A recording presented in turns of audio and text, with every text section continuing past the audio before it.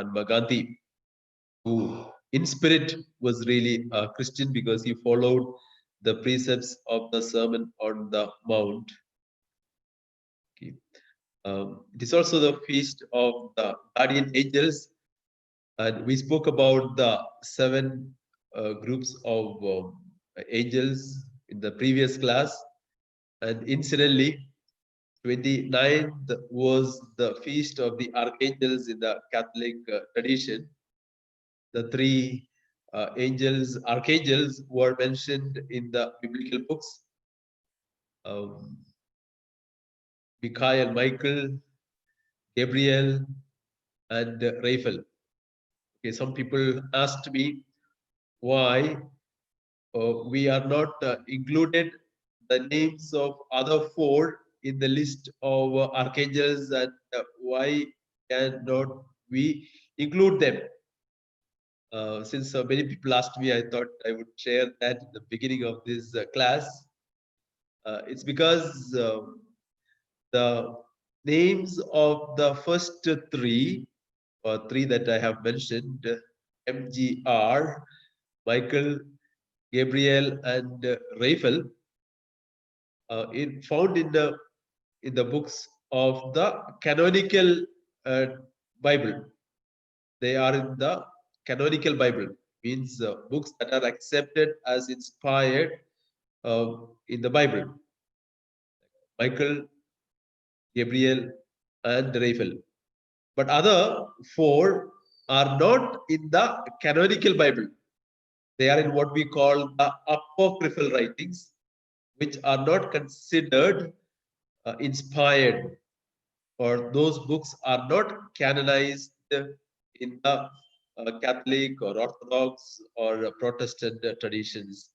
Okay, that is the reason why we have only three archangels whose feast we celebrate. Okay, so let us come to the adventure of the second part of the book of Revelation.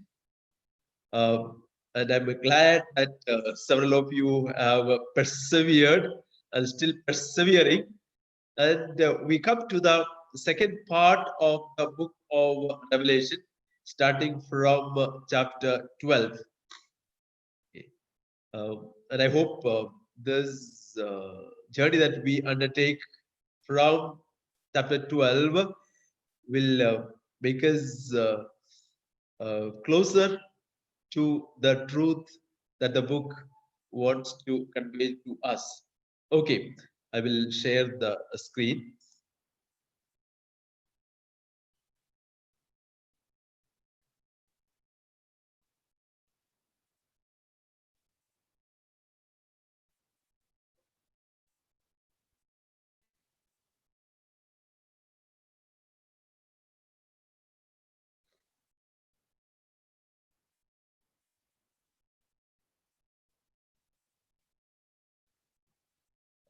I think last class I mentioned that chapter 12 is probably the most discussed and debated part of the book of Revelation.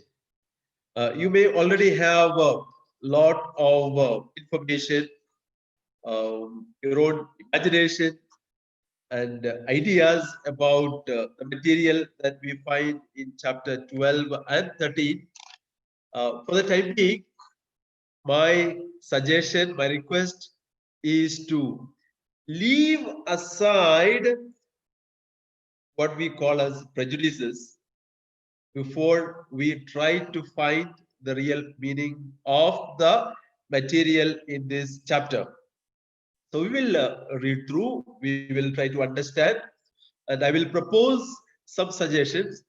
If you feel comfortable with it, take it or leave it. We have abundance of material available in the different commentaries. You could get hold of them and then make decisions for yourselves. Okay, in chapter 12, it begins actually with a great sign, great portent. It is to initiate us to a new section of the book of Revelation. So this chapter 12 that deals about a woman, a childbirth, dragon, and a series of events. Do these events take us back to a flashback? The question.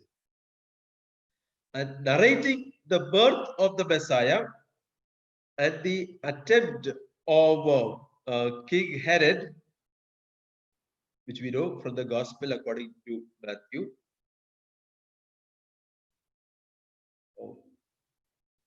Will they take us back to this chapter 12? One thing we got to keep in mind is that these chapters 12 and 13, and especially chapter 12, contain unusual imagery taken from many parallel passages in Babylonian, Persian, Egyptian, and Greek mythology. I am just giving you a reference to it. I am not going into all the details to tell you the parallel folklores, legends, stories that may have influenced the 12th chapter of the book of Revelation. That's why many authors, this actually is a quotation, most bizarre part of the book. Let's continue. I'll just give 7 incidents that are in this chapter. 3 plus 4. Again, we are familiar with the magical number, biblical number 7. There are 3 people, let's say, who are on the side of God, and 4 the enemies. So in this chapter, the author presents to us 7 groups or 7 seeds. The woman, child, Michael and his angels. They are on the part of God. The lamb and his companions, the dragon and his angels, the beast from the sea, the beast from the land, they represent the enemies of God. So right at the beginning of this class, today's class, let us understand that there are these factors of those who are with God and those who are against God. If you really read through some other serious commentaries, they may even take you to Zoroastrianism, the struggle between good and evil, and some effect or maybe influence of that. I am not going into those, but the idea of a struggle between good and evil, those with God and against God, is prevalent in all the possible cultures. That is also reflected in the book of Revelation. So the chapter begins with a word, a great portent, a sign. This word appears for the first time the beginning of chapter 12 to tell us it's a new beginning of a new series of visions given to John. And it begins with 2 signs in heaven and in the sky.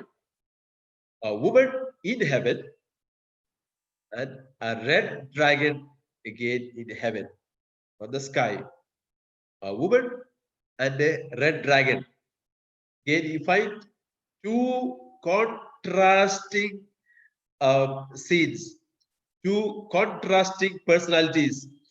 Woman in heaven on the side of God. The red dragon in heaven against God. And the color and the word dragon will already give you a clue to what is going to take place.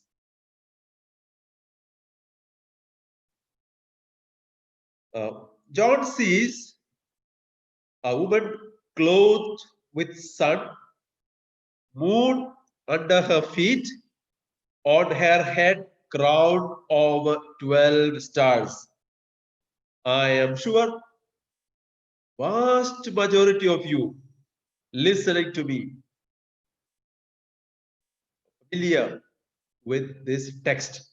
Even if you are not aware of any other part of the book of the book of Revelation, you are familiar with this text.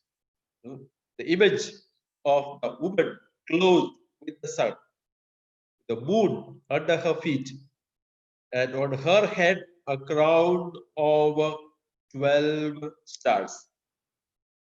Okay, before going to the explanation, the image that we find in the book of Revelation, a woman clothed with the sun, moon under her feet, on her head a crown of 12 stars.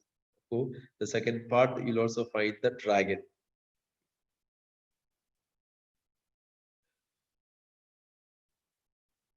This woman is pregnant and was crying out in birth pangs, the agony of giving birth. Now, let us look at the meanings of these expressions. She is robed or clothed with the sun. The language of the book of Revelation, it means sharing in the glory of God. When you say someone is clothed with the sun, means sharing in the glory of God. And moon under the feet. Moon symbolizes authority. Standing on the moon symbolizes authority. That we have taken control, power. We have power over the moon. And the crown of 12 stars, royal character. And 12 stands, of course, for the 12 tribes of Israel. So this woman has something to share with the glory of God. He's robed with the sun, standing on the moon, with crown of 12 stars.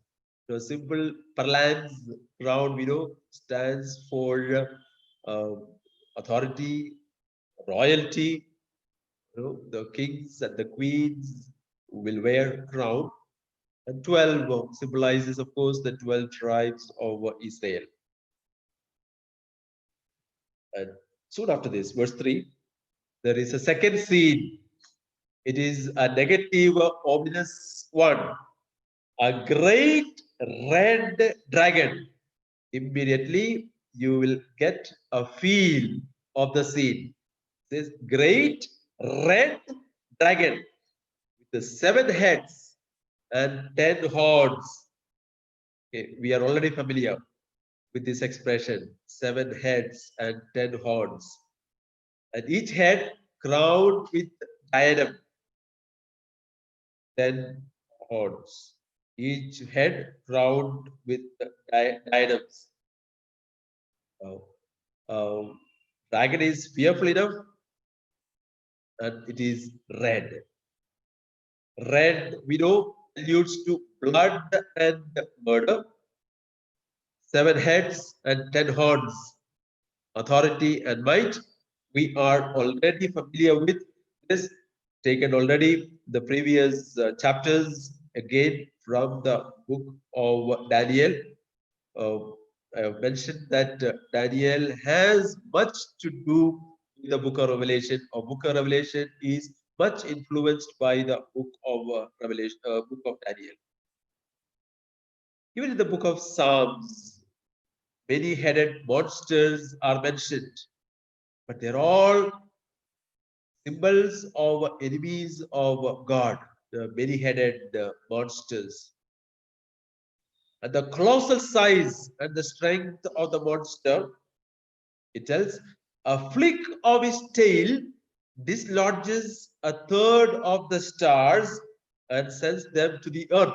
So, how violent and how colossal is size and strength.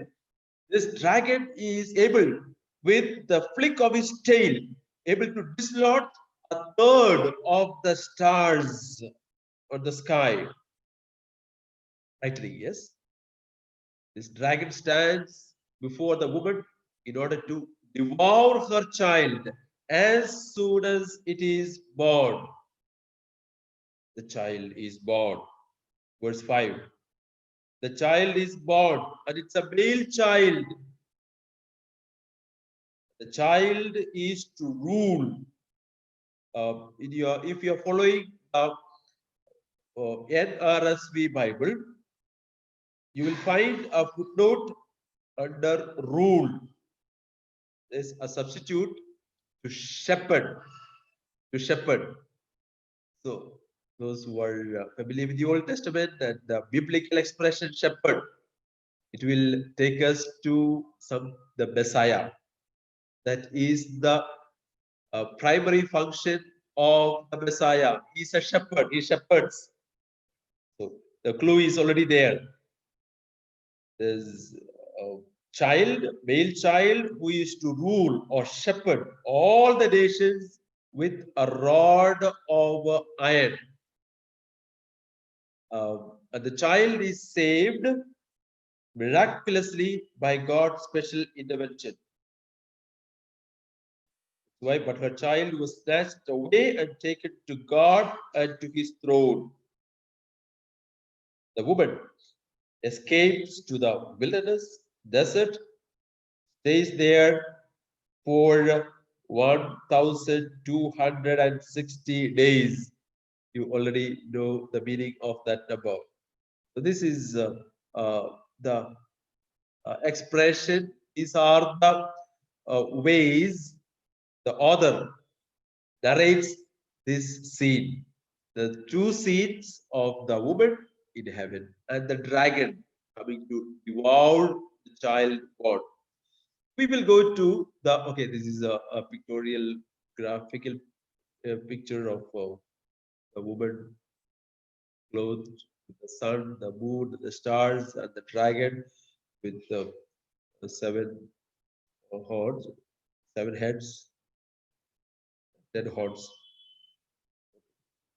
Now let us try to understand what the meaning of this chapter is, or this section is.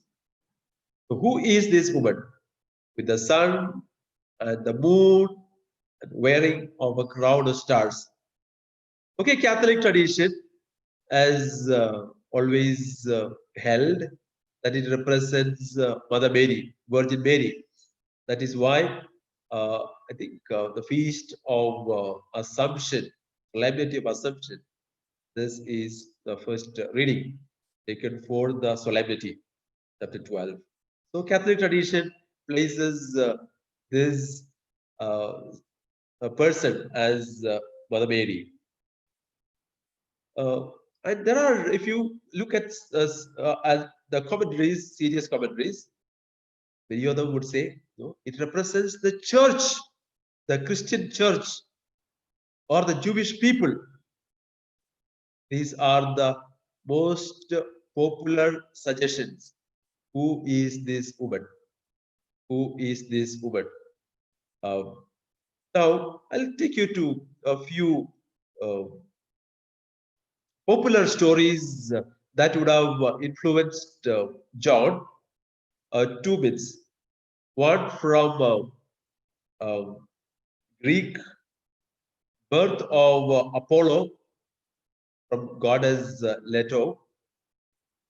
And second is a Babylonian myth, which these two myths were very popular, and they have come down to us in the written form now.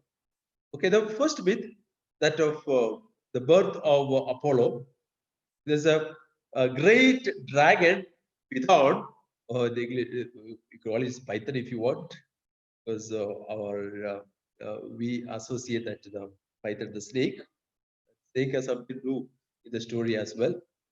Okay, the great dragon Python, who pursued goddess Leto, who learned that she would bear a son who would kill this great dragon.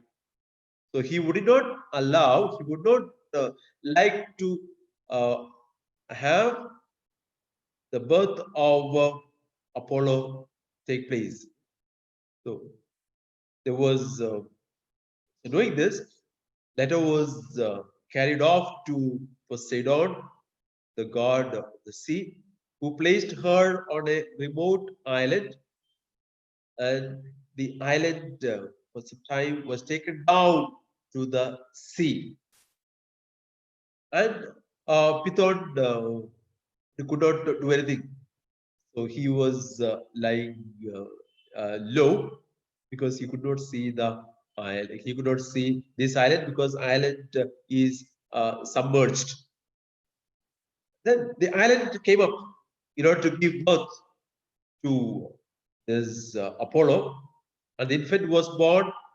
But in just in 4 days, this infant gained full strength and went and killed Python. The fight struggle between the good and the evil, and finally, evil is eliminated. There is also a story, a more primitive story from Babylonian culture. If really study the first account of creation in Genesis chapter 1, there is some influence of this also here. Okay, now there's war between Tiamat, seven-headed sea monster, and gods of heaven.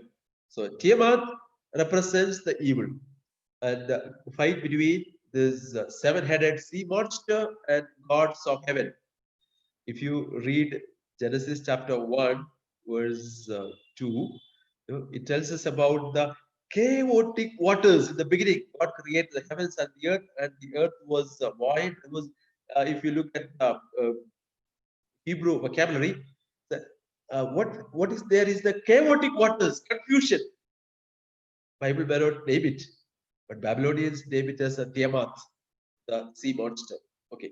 Now, in the Babylonian story, Tiamat was stopped by Marduk, a young god of light, who cut finally the sea monster in pieces, and there was harmony, and there was a separation between the earth and the sea. So water goes down, and the ground comes on the earth. That is a Babylonian story.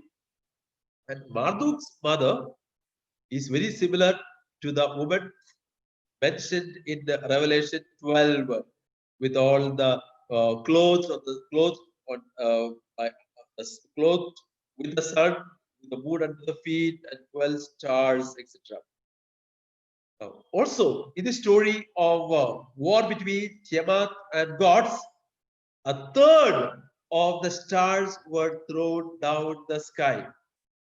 Okay, there is a similar story also in the Egyptian mythology of Isis or Isis. Uh, Similar story. Okay, now coming back to our story and the context of Book of Revelation, all of you know about Domitian.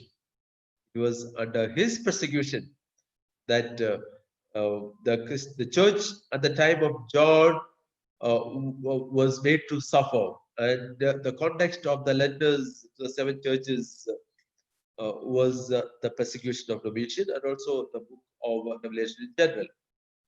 So Domitian implied he considered himself as the incarnation of divine Apollo.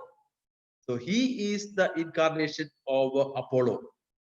And Apollo was born in a way miraculously. We saw the story, the Greek story. Roma was the goddess of Rome, who again was represented as the queen of the gods and mother of the Savior. So, is John, the author, trying to tell us that it is not Roma, it is not the mother goddess of Rome who is now clothed with the sun and the moon and the stars. And the Savior is not Apollo. Savior is not Domitian, who considered himself as the incarnation of Apollo, but the Messiah. But the Messiah. If you read chapter 12, there is every indication that Jesus is this male child. And the reader of John should know this male child or this Messiah or the Savior is not Domitian or any of his predecessors who considered themselves as incarnation of gods Zeus or Apollos. So Jesus is the real conqueror of evil, and he fights, and the devil is defeated. But after the defeat by Messiah, he will continue to attack his followers, and that is the story of chapter 12. Okay. Now, the woman from whom he comes, Mother Mary, of course, or if this woman is represented as the community of God's people, the church, whichever explanation that you would like to take, is the real queen of heaven. So it is not the mother goddess Roma. It is not the mother of Apollo. It is not the mother of the Egyptian god Horus, who is the queen of heaven. It is the Mother Mary, or the community of God's people. Is the real queen of heaven. So, making use of a lot of pagan mythological language, John is reproducing a Christian perspective to this theology of the book of Revelation. Okay, I just want to give you two arguments that a lot of scholars say maybe it may not be Mary. It's this. At verse 17, it speaks about the other children of the woman. The other children of the woman. So we know that Jesus was the only son of Mary. So if this is Mary, then what about the other children mentioned? Of course, then the Catholic theologians will say it will refer to the not the physical siblings of Jesus. It refers to the church, the persecuted believers who are there when John wrote, or the persecuted Christians who will be coming in the future. But we also have a reference in the Old Testament, in Isaiah chapter 66, for example, 66 verse 6 to 9.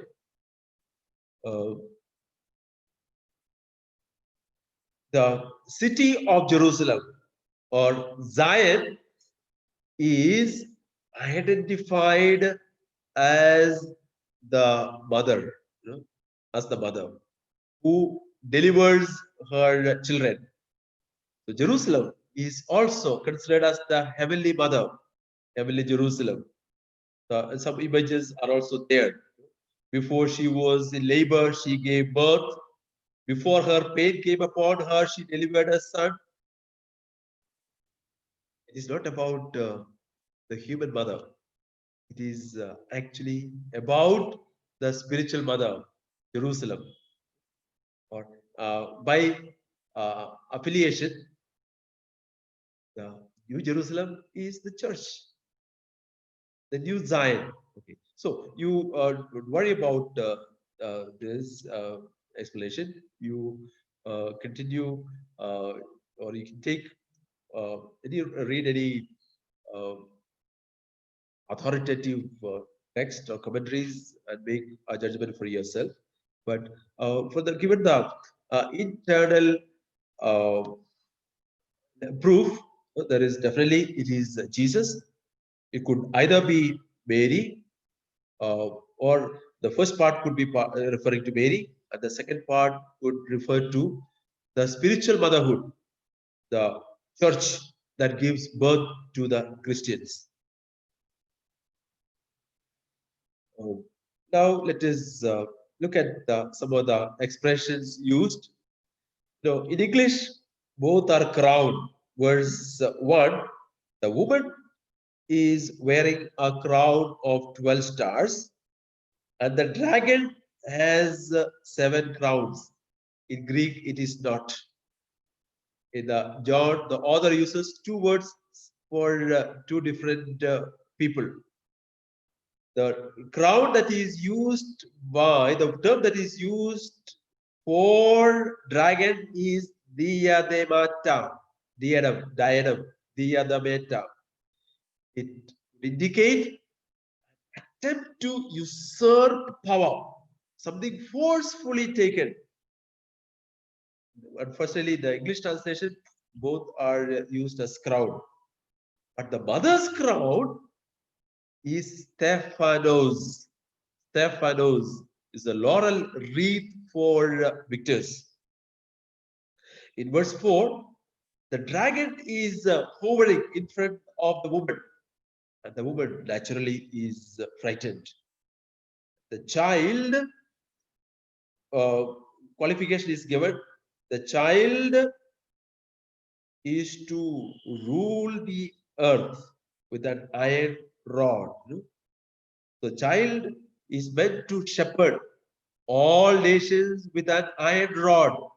If you read Psalm 2, there is a reference to this Messiah, the Messiah who rules with a scepter, who rules all the nations. So the readers of Book of Revelation know the Old Testament well, the Psalms well. They know well, very well, that is referring to the Messiah.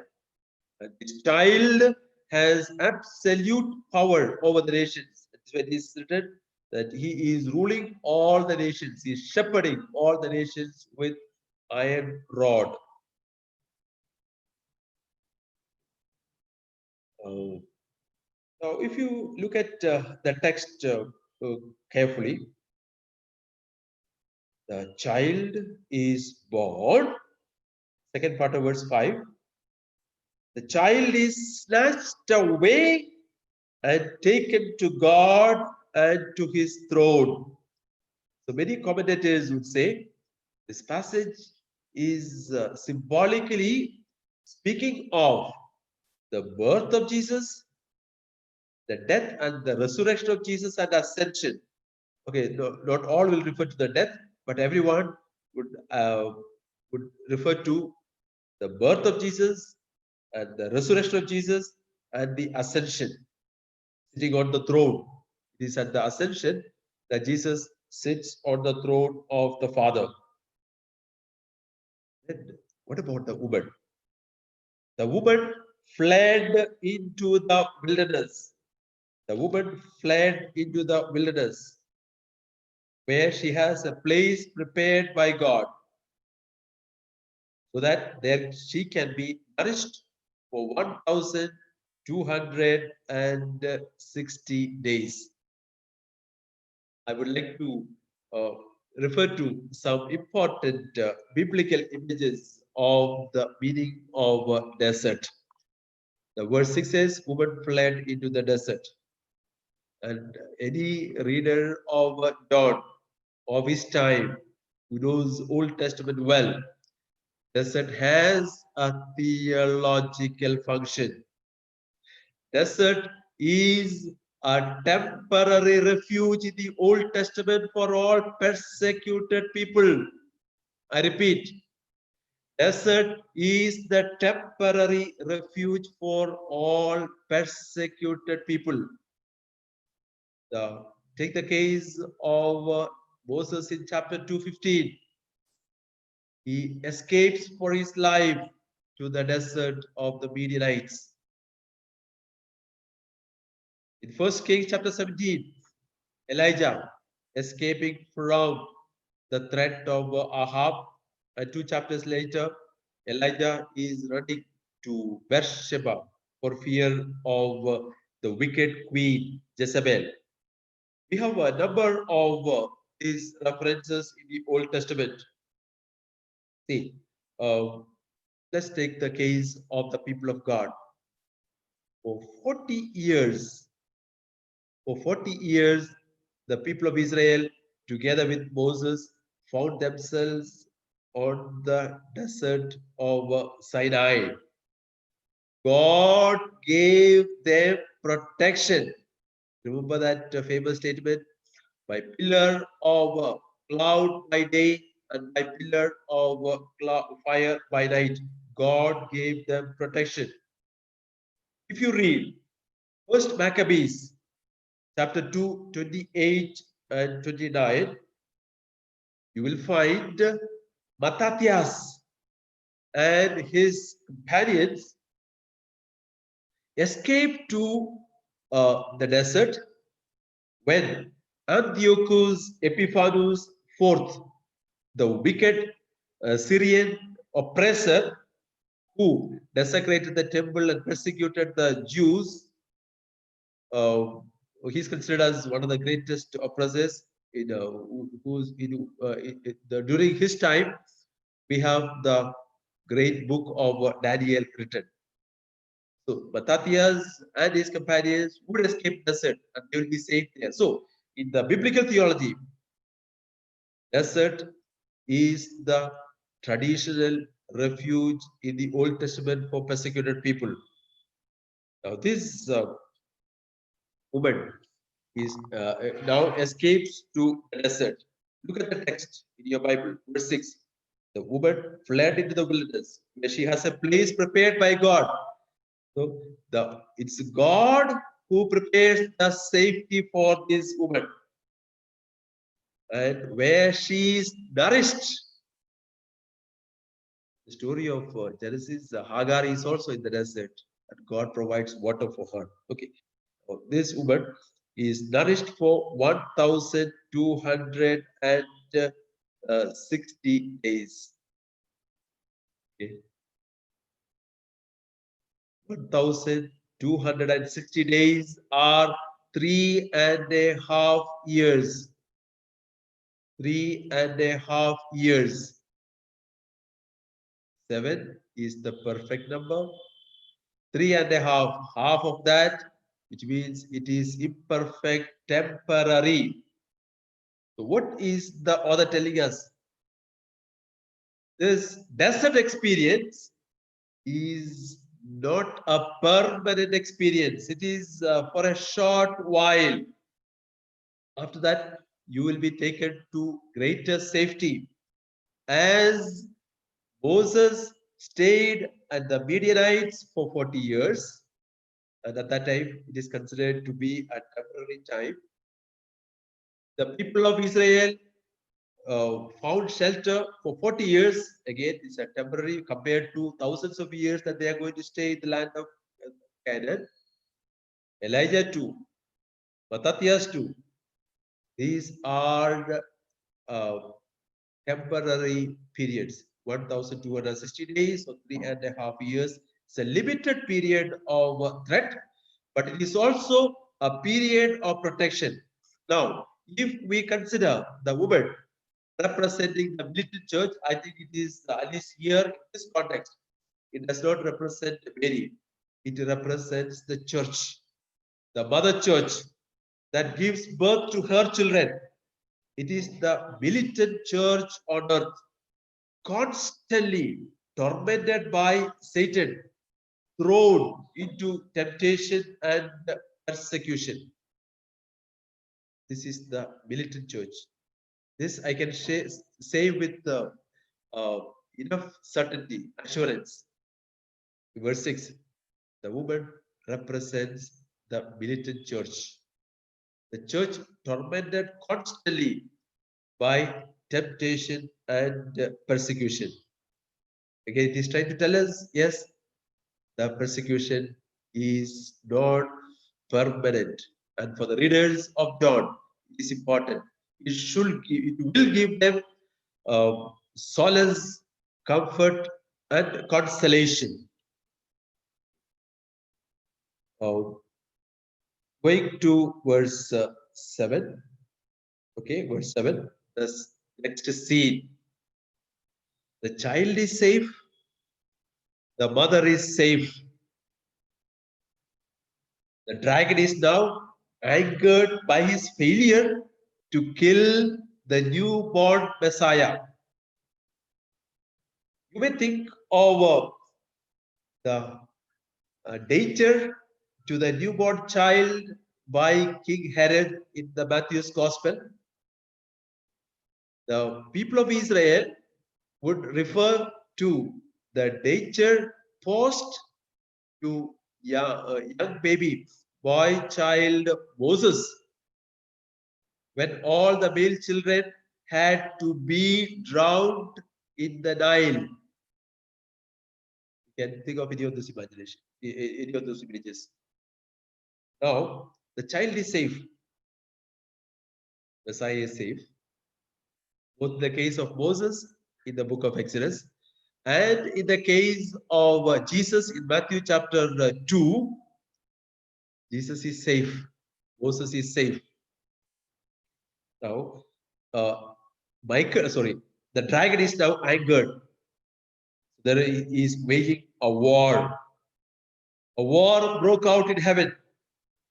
Michael and his angels fought against the dragon. The dragon and his angels fought back, but they were defeated. There's a great war in heaven.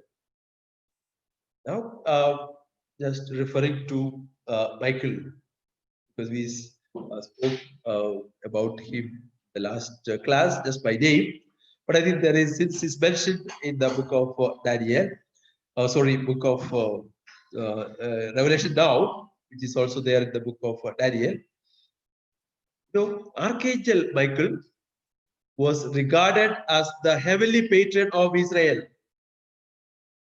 Book of Daniel chapter 10 and chapter 12. Michael is the patron of Michael is the patron of Israel. And the word Michael comes from three Hebrew words: B, Ka, El. Who is like God? Who is like God? Because there is only one God. There is none like God, Yahweh God. So Michael represents those who uphold this weakness of God, monotheistic Yahweh God. So there is no place for idolatry. So Michael represents all those who worship one Yahweh God. And Michael is the commander-in-chief and protector of people of Israel in the Old Testament. So too, he is mentioned now in the book of Revelation. By comparison, he is the patron of the church, the new Israel, the new community of Jesus.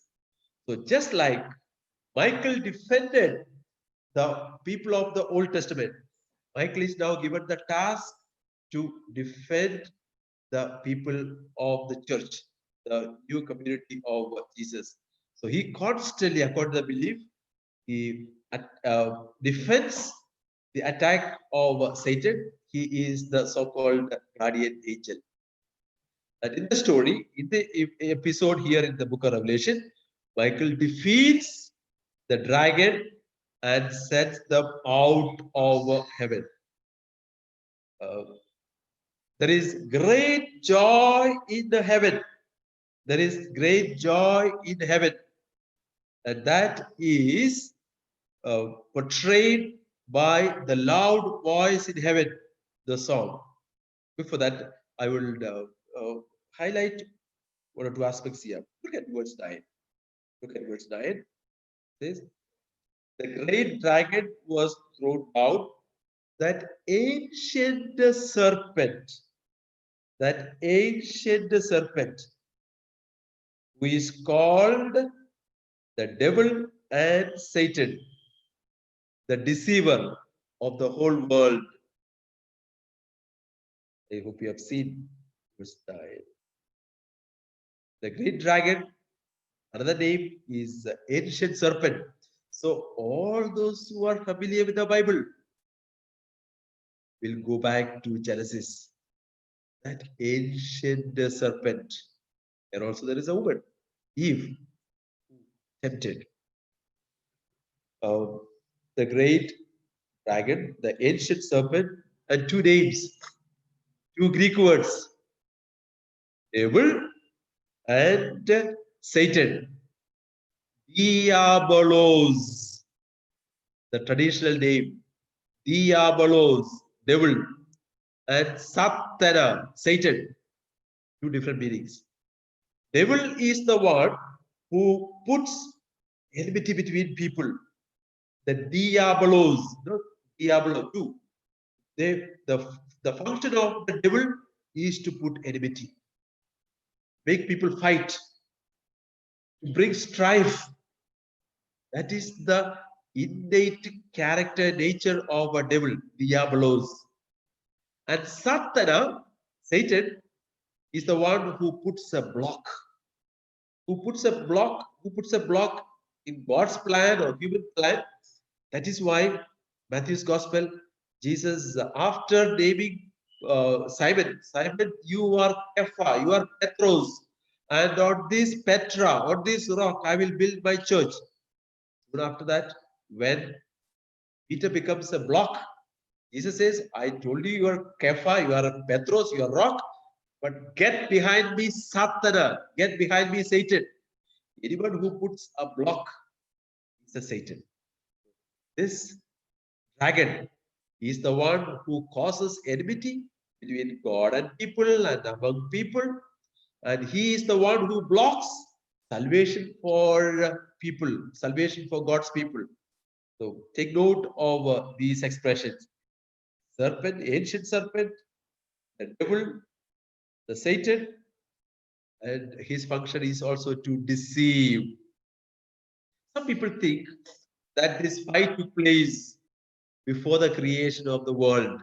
You know, before the creation of the world, there was a fight between Michael and his angels against dragon and his angels. Because in the book of Isaiah, Enoch, Enoch is not in our Bible. It is an apocryphal writings. There is a reference to this fight, struggle between Michael and the enemy dragon. I think in this story, better to see the result of the victory and the glorification of the Messiah. So later on, there is also other reference to show that is because of the Messiah, there is the victory. There's a great rejoicing on the earth. Verse 12, 10 to 12, the great rejoicing. The vision is symbolic. It will tell us that the real victory is won by the atoning death of Christ and the preaching of the gospel. Look at the word accuser. For the accuser, verse 10. For the accuser of our brethren has been thrown down. You please read Job. There, the Satan is called the accuser because his function is to again bring division. He's an accuser. So he's not the devil as we think with the horns and black features and long nails and claws. No, he comes to the court of God and wants to accuse Job. Now, they have conquered, verse 11, they have conquered him by the blood of the Lamb. There is some important theology there.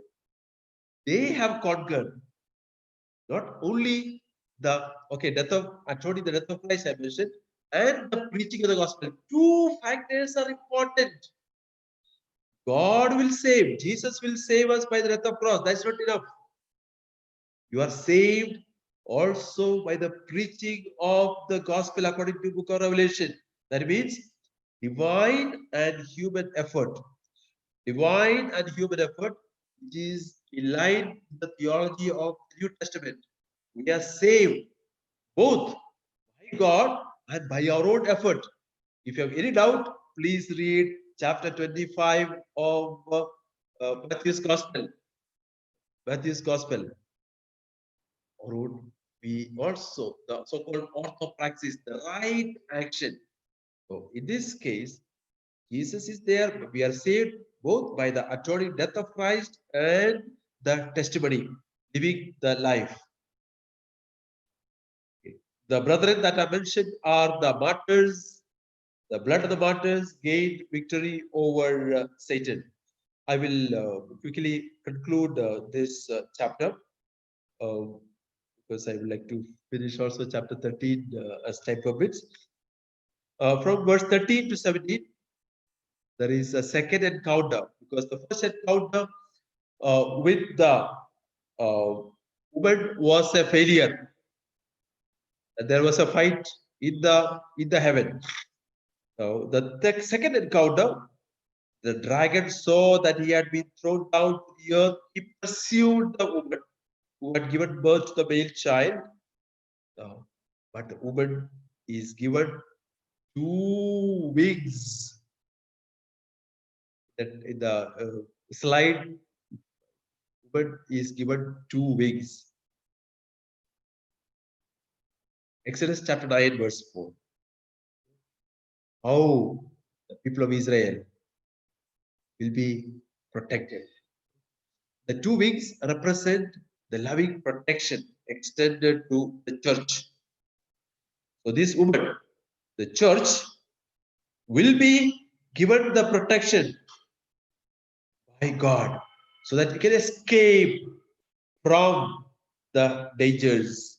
Danger is there, but he can escape because although the Satan or the dragon is eliminated, thrown down from heaven, now he has control over the earth.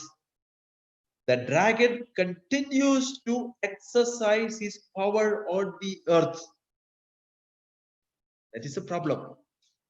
The woman has to be given now 2 weeks. It represents the protection that is given to the earth. You read through this chapter as verse 14. There is reference to again that she is nourished for a time and times and half a time. Okay, it's not the slides, but look at your text, please. Chapter 12, verse 14, second part. That she is given the 2 weeks and she is taken to the place where she is nourished. We saw that earlier also. God gives the nourishment for a time 1 and times 2. So 2 plus 1, 3.5 time, 3.5 years. 3.5 years. Again, presents the safety and the security given by God. Verse 15, then from his mouth the serpent poured water like a river after the woman. The second encounter, from the mouth of the serpent poured out water like a river to sweep her away with the flood. But the earth came to the help of the woman. There is an unexpected help comes to the woman. And it opened the mouth and swallowed the river that the dragon had poured from his mouth. So that was an unexpected help from a different quarter. That the dragon was angry with the woman and went off to make war on the rest of her children. Friends, I repeat this again. Verse 17. The dragon was angry with the woman and went off to make war on the rest of her children, those who keep the commandments of God and hold the testimony of Jesus. So, although the woman is protected, as I said, is for a short time, 3.5 years only. It is a temporary protection because the church will always be attacked by the evil powers. Will be always attacked by the evil powers. It is the representation of the persecution of the early church and the later church, both from within and without. Without Romans or all the other physical enemies. Within the internal so-called heresies, the church trying to break itself because of the contradictions within on matters on theology or internal division because of ego, for authority, for power, whatever it is. So this represents the persecution of the early church, and the devil continues. The dragon continues to exercise his power on this earth, and that's why the chapter continues with the expression: the dragon was angry and went off to make war on the rest of her children. And who are those children? All the Christians who obey God and bear testimony to Jesus. The devil is the primary cause for initiating persecution against the Christians, according to the author of the book of Revelation.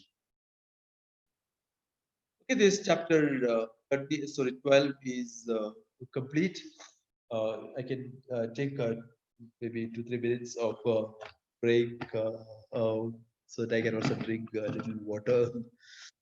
Okay, so I hope I'm audible. So we got a few questions, a few interesting questions. One second. Yeah. So, firstly, how could the Lamb and his angels be classified as against God? I think did he mention something? Once again, I didn't follow. How could the Lamb and his angels be classified as against God? That is not in this chapter, no? Yeah, I don't know. Someone messaged. Okay, anyway. Next chapter. Okay, next chapter. Okay, so whom does the actually this woman refer to? Okay, you talked about that. A dragon is mentioned. Why not any other animal or bird? Why is it a dragon that is mentioned? Throughout biblical literature in the Old Testament, it's not the only place, the book of Job and Psalms, etc. The dragon represented, dragon is the standard term for the enemy of God, what we call, sometimes it's called as a Leviathan, the one who has got control over the waters and so on. They represent great power, but subservient to God's power. It's a classical term, dragon. So Okay. for the reader, they will know the dragon represents the power. It's a power, but opposed to God. Okay, so now what does a third of the stars mean? Like that, could it also mean that Satan pull a third of the angels with him from heaven to hell when he descended? Could that also mean a third of the stars? It simply says that the Satan is has got a lot of power. He's a colossal, gigantic figure, and he has got a lot of power. And with that, uh, the wanted to show that how he is able to inflict uh, suffering and inflict what we call violence even on that sphere above the earth. Okay, one second. The next question. Uh, okay, uh, what does 1260 days mean? I think we mentioned 3.5 years. So that's, I think that's already mentioned, right? The same, if you count 1,200, sorry, 1,260 is equivalent to 21, 3.5 years. Yeah. Okay. So what does it indicate? The child was snatched away and the woman fled into the wilderness. The child is snatched away and the woman fled into the wilderness. What does that mean? You talked Yeah, about. see, we know from the case of life of Jesus, Herod wanted to kill Jesus, but in his attempt, he thought the child was killed because he ordered the massacre of all male children below the age of 2.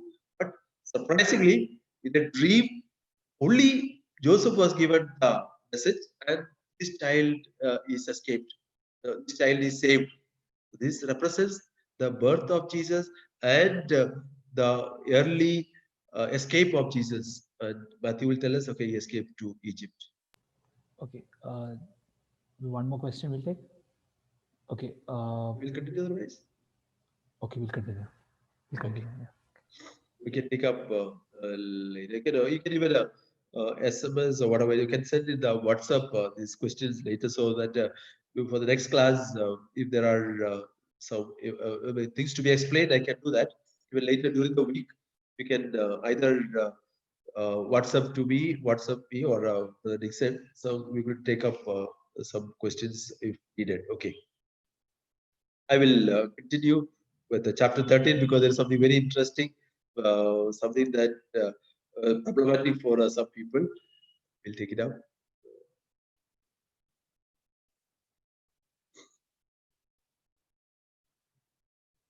So, chapter 13, the beast from the sea.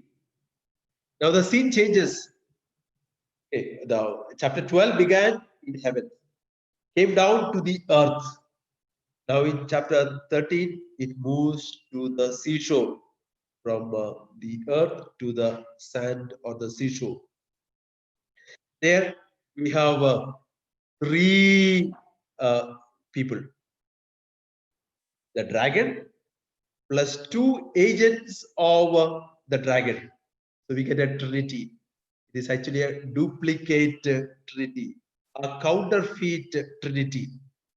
We find three there. There is the frightful beast coming out of the sea, and the power for this beast is given by the dragon. So dragon is the head of anti, those who are against God, against Christ. You know?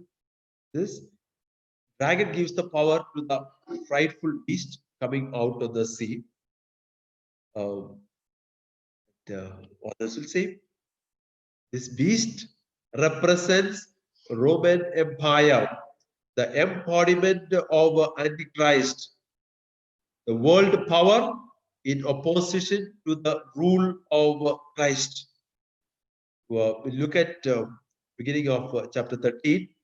See the beast rising out of the sea, having 10 horns, 7 heads, with the 10 diadems.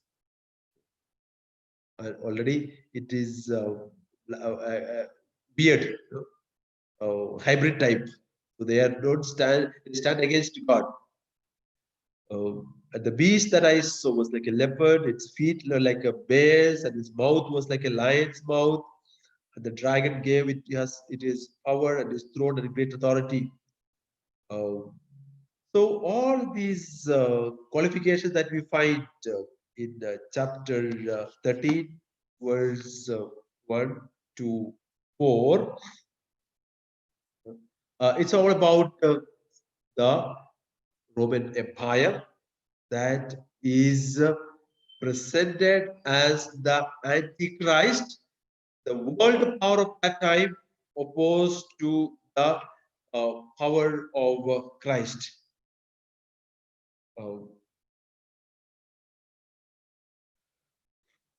If I think you know at the beginning, one of the first classes, I mentioned about the 7 heads of the beast. Actually, they were the 7 Roman emperors from the time of the death of Jesus to the writing of the book of Revelation. I mentioned that in first or second class, Tiberius and Caligula, Claudius, Nero, Vespasian, Titus, and Domitian. If you want, I can, when I send the slide after the class, I can mention this once again. The 7 heads represent the 7 Roman emperors from the death of Jesus to the writing of the book. The 10 horns with the crown. Also, I have a symbolic reference. I'm going to mention that. And the blasphemous titles of the beast. So they, I think I'll mention as it comes. And what does the beast do? Opened its mouth to utter blasphemies against God, blasphemous names. The purpose is to blaspheme against God. From the history of the early church, we know, from the time of Julius Caesar onwards, blasphemy was a major threat to the Christians because of emperor worship. Julius Caesar may not have said in his lifetime that he should be worshipped. From Julius Caesar onwards, this emperor worship came to the fore, but earlier they were worshipped after death. But when the book of Revelation was written, Domitian and the earlier ones, they said that the citizens should worship the actual emperor, not just the emperors who passed away.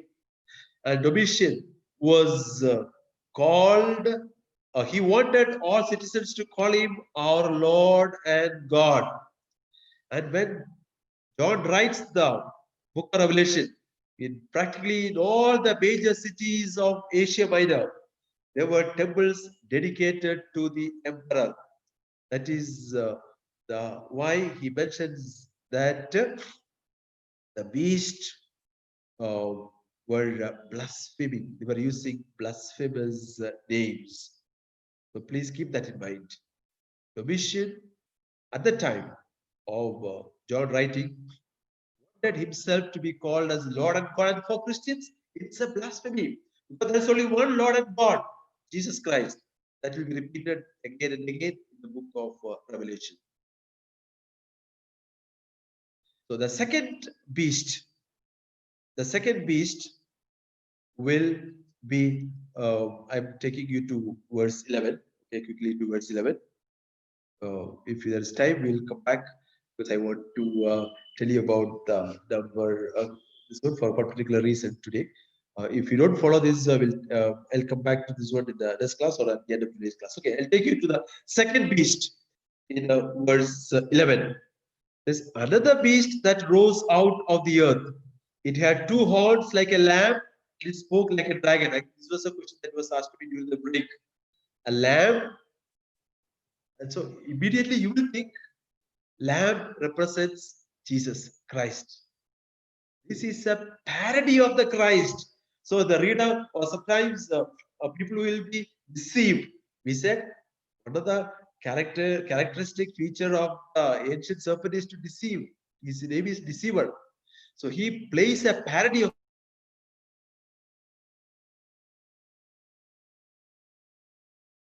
misunderstand that I am muted. I think. Okay. People will think that this is Jesus, but it is not Jesus. It's a parody of Jesus, the Lamb. He says, be careful. People will come disguised as Jesus, but they are not Jesus. And they can, but we can verify when they open the mouth what they speak. This particular lamb spoke like a dragon, spoke like a dragon. So the emperor tried different spectacular tricks. If you read, again, I am not going into detail. I guess that you have read it. All the gimmicks, all the gymnastics that the dragon is or the beast is performing. Verse 13 performs great signs, making fire come down, all magical things. And people will be enamored. People will be taken up by this spectacular show, thinking that it is the Lamb or it is Jesus. And this second group of people, the second beast represents local officials who execute the edict of the emperor. So first beast represents the Roman, the Antichrist, the Roman emperor. The second beast represents the local officials who execute the edict of the emperor. Okay. And one of the ways of impressing people, what they did was to issue coins bearing the image and title of the emperor.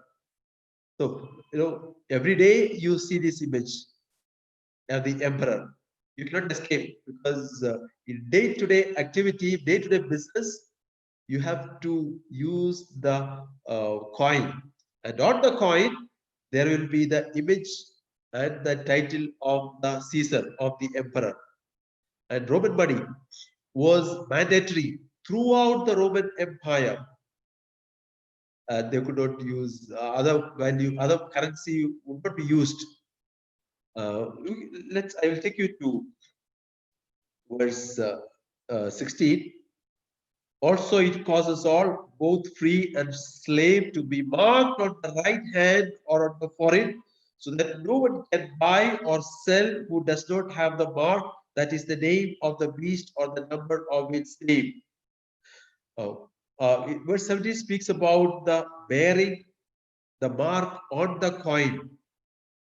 So the beast. So in a symbolic way, the author is still telling, on the coin you have the mark of the beast. For the reader, they will understand. Who is he referring to? Sorry.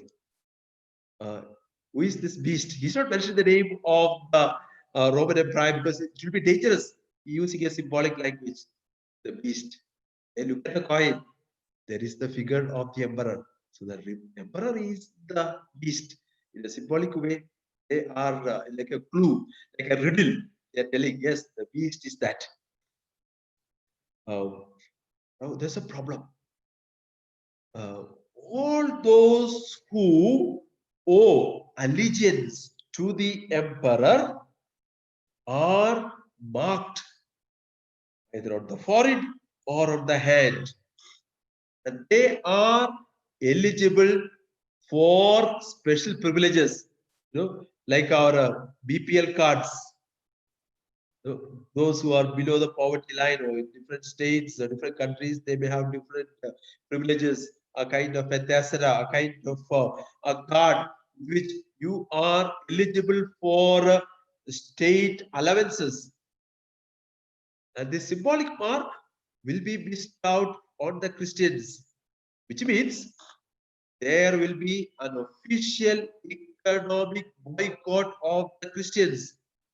They will not be eligible for all the privileges. So consequence is that economic problem and persecution. Bearing the mark on the coin. So, they will not have the mark on the forehead or on the hand, on the arm. Let us look at verse 18. This calls for wisdom. Let anyone with understanding calculate the number of the beast, for it is the number of a person. Its number is 666. Probably the most discussed and disgusting number in the book of Revelation is 666. 666. We'll try to decode. 3 times 6. 3 we know. 3 stands for perfection. 6 we know. It is 1 less than the perfection. Perfect number is 7. It's a sacred number. So 1 minus the sacred number is imperfect. So when you put 3 times 6, it will symbolize perfection of imperfection. 3 perfection, 6 imperfection. So perfection of imperfection. Now, friends, in both in the Greek and the Hebrew language, classical languages, the alphabets also have numerical value. Alphabets do have a numerical value. In the Greek, for example, alpha, maybe number 1, value of 1, beta 2. So 2. In Hebrew, aleph is the first letter. It will have the value of 1. Bet 2, gimel 3. So that all the letters will have value except the vowels. Now let's take a sample. Okay, suppose A is 1, B is 2, C is 3, D is 4, E is 5. That's a value attached. The word Abba, for example, Abba is just for us to know the numerology. A has the value of 1, B has the value of 2. So A plus 2 plus 2 plus 1 1 plus 2, 3 plus 2, 5 plus 1. So Abba has the value of 6. So all the Hebrew names do have also a value. So they will write the letters, they will add up. There are several texts, ancient texts, where they write down, they codify the name of a royal person or an important figure, a VIP, very important person, with a number. Everybody knows. I'll give a clue. In the Gospel according to Matthew, the Gospel according to Matthew, why 14 is so important. The genealogy, the entire genealogy of Jesus from Abraham to Jesus, divided into 3 segments of 14 each. 14, 14, 14. From Abraham to David, 14. David to exile, 14. From exile to Jesus, 14. So all the or important scholars would say the value of the name of David in Hebrew, David, is 14. So everyone knew that David is equivalent to number 14. So too, here the reader will know the meaning of the word or the meaning of 666. It is the value of a name. Now, what is this?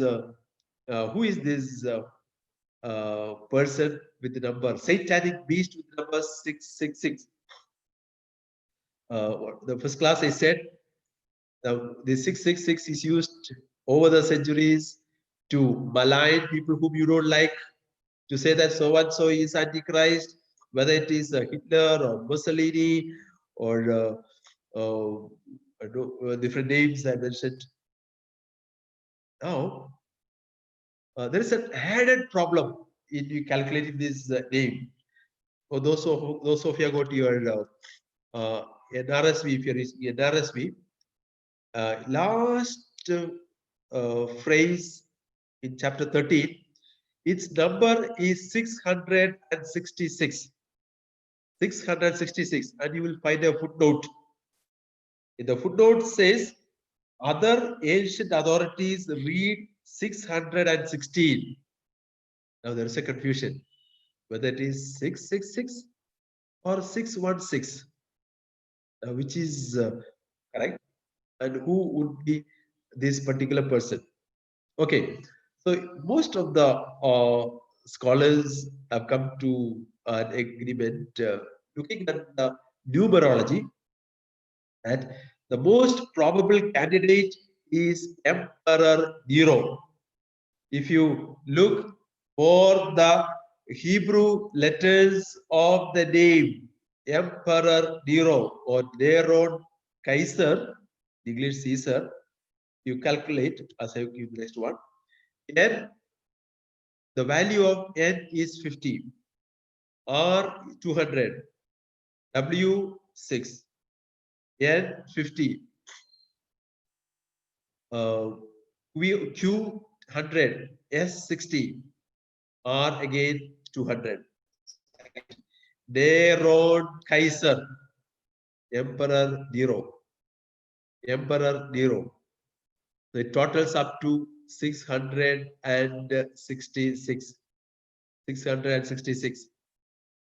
So Emperor Nero, Nero's numerical value is 666. Okay, now what happens? According to some ancient manuscripts, instead of 666, it has 616, 616. Even that is possible. If you remove, so you can write Nero even without second N. You can also write without second N. If you eliminate second value of second N, 50, eliminate this 50, you get 616. So whether it is 666 or 616. The number refers to Emperor Nero. Now, why Nero? Because Domitian is the king. Domitian is the emperor at this point. Why? Why the number why the number goes to Emperor Nero? There is a catch. Nero was the one who initiated the greatest persecution against the Christians, whose time both Peter and Paul were massacred, killed, martyred. And Domitian was called Nero Redivivus. Nero Redivivus, which means Nero who has come back to life. Domitian was known as Nero come back to life. So for the Christians, the Domitian was as cruel as Nero. And in order that people, uh, the readers will understand the name of the Antichrist or beast, the Roman Emperor, John uses a number which all his readers understood. We are now separated by 2000 years. The context is different, language is different. In English language, we don't use alphabets for numerals, but we are familiar. Even the Latin language, the Roman characters, when you write X, okay, when you write X, for example, it has got the value of 10. You write to V, it has the value of 5. You write M, it has the value of 1000. You write C, it has a value of 100. So too, uh, the numerology. So do not mark person that you don't like, say that, oh, you are the Antichrist. When John wrote this, he was thinking of Kaiser Nero, the Roman Empire, uh, Domitian, who was the so-called reincarnation of Nero, as the person who really persecuted the Christians. Okay, I think some questions have come. Brother Dixon has left for an important work. I will take up the question. Is the woman? Maybe it's an old question. Is Abba is equal to 6? Perfect. How can I? Oh, this is I gave the simple Abba because not to complicate matters, only to just to connect. Just to give an example. Okay, if A is 1, B is 2, C is C. I just used one word that all of us know. Just to, in order to avoid also calculation problem. It's easy to calculate 1 plus 2 plus 2 plus 1, becomes 6. That's all. Nothing to do with the word the father Abba. Okay, that is don't forget. It's only to just to give an example.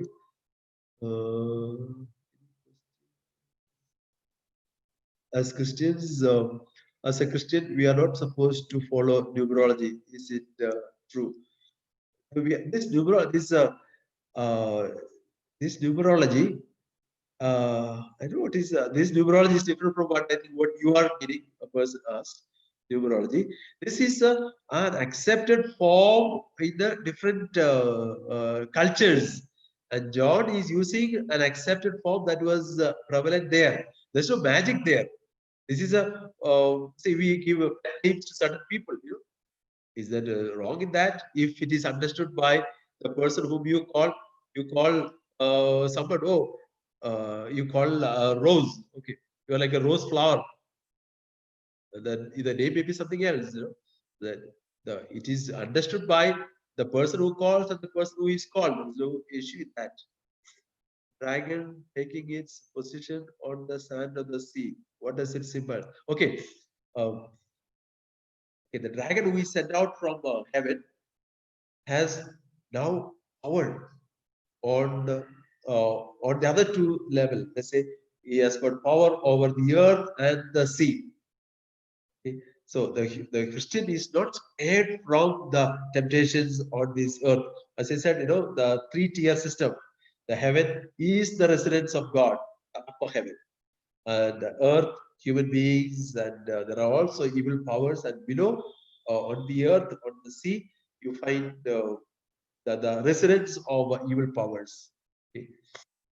What is the what is the symbolic meaning of the number 100? Is it used in the book of Revelation? Okay, so number is 100 is a perfect number, but the numerology in the every alphabet is given a number. So when you add up, it may or may not have any symbolic value. It is that's the name. Okay, that's like we have what do you call when you admission numbers, for example. Well, it's according to the order you get the number. Your number may be 114. And one who comes after you will be 115. It's not that 114 has a particular symbolic value. So, that's why that then who is the Antichrist? The Antichrist is for the reader the Roman Empire, the emperor. For him at that time it is Domitian. And if you say, Domitian, you are the Antichrist, and this book falls into the hand of the Romans, that's the end for the Christians. So he is using a, a clue which all the Christian readers will understand and Romans will not understand. Okay, there is another question. I have heard that the two beasts in Revelation resembled Adolf Hitler and Joseph Stalin who practice communism. Is it really true? No.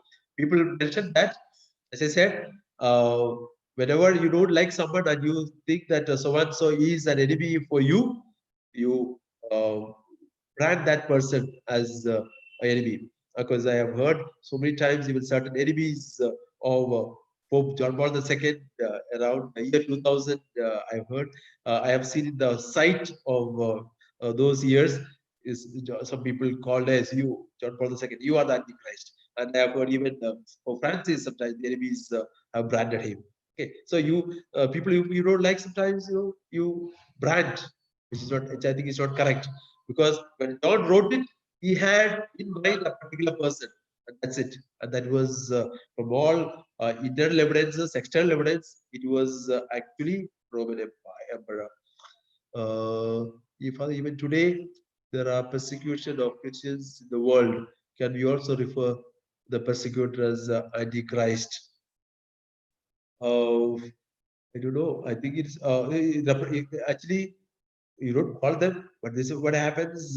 All the enemies of the church, enemies of Christ, will come together to persecute the Christians. That has happened for 2,000 years. It continues. That is why the 20th century was known as the century of martyrs, and not the first century. More martyrs, Christian martyrs, had to give their life in the 20th century. Who is the Antichrist? People are waiting to the end of the world. You don't have to wait. We find Antichrist all these 2,000 years. Those who persecute the followers of Christ, those who stifle the truth of Jesus Christ, they're all acting like Antichrist. Okay, this stamped image on the forehead to buy or sell in these times doesn't have to do anything with the human microchip or that. No, there's no microchip at that time. This is only to differentiate citizens, Roman citizens who accept the emperor and those who did not. So if you don't accept, then you are eliminated from all the privileges. And many Christians were tempted because problem of poverty and persecution. So some of them gave up their faith in order for economic benefits. Please, Father, my question has not been asked. I'm sorry. Your brother is not here. We will go through. I have not seen all the questions. Where there are four brothers of Jesus, it's a we have those from India, those from Eastern countries should know. The cousins are also considered as brothers In the Bible also, we have so many examples of half brothers and cousins called as brothers or sisters. So these four brothers who are mentioned are not physical, what do you call, blood brothers. They are cousins of Jesus. Okay, the beast who was mortally wounded. What does this mortal wound symbol that George speaks about? It is it's the parody, the parody uh, that it will appear as though it is the wounded Jesus. So they will cheat. The function of the beast is to cheat people, and it's very difficult to distinguish between those who stand for truth, those who are on the side of good and evil is difficult. So it is you need a lot of wisdom and the grace of God. Okay, I'm still confused about the. Sorry. I'm still confused about the woman. Is she the Mary, mother of Jesus, or another woman? Okay. As I said, we cannot 100% say, okay, it refers to Mary, or we cannot say 100%, oh, it is not Mary. No, definitely there is a section on the birth of Jesus. In that case, it is the mother of Jesus who is giving birth. But after that, it refers to the church, the Christians, the church that gives birth to the Christians. And that church is being constantly haunted and persecuted by this dragon. That is both the literal and what do you call it? Literal in the sense when it refers to Jesus, the birth of Jesus, yes, it refers to Mary. After that, it refers to the church. That is both Mary and not Mary, the church. The messages. That's 1,260 days have resemblance to the time from Christ's ascension to Mary's assumption. No, it is a symbolic number of a limited period of time. I think it's time. I will I will try to gather these questions that you have posed, and I will try to answer them at the beginning of tomorrow's class. And you can um, SMS me or message me or WhatsApp if you have still more questions or if you are confused. I will take it up because I know this part is as far as possible. I would like to clarify the doubts. Not that everything is clear to us, to everyone, because we are searching for the truth. I will try to go through once again if you have some questions at the beginning of tomorrow's class. And so we will conclude this day. Once again, glory be to the Father and to the Son and to the Holy Spirit, as it was in the beginning, is now, and ever shall be, world without end. Amen. We'll conclude this day. And thank you for being with us, for journeying together. And till then, till tomorrow, Shalom.